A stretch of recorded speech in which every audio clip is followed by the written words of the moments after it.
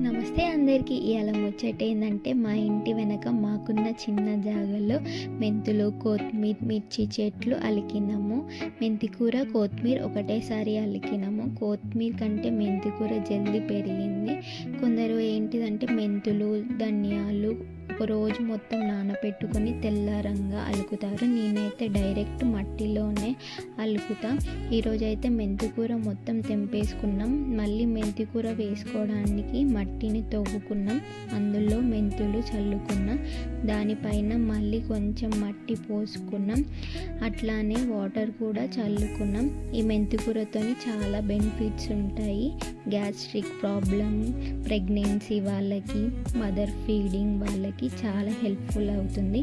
ఈ మెంతికూరతో నేనేం చేశానో నెక్స్ట్ వీడియోలో చూడండి. మా ఛానల్ని లైక్, షేర్, సబ్స్క్రైబ్ అయితే చేసుకోండి. బాయ్.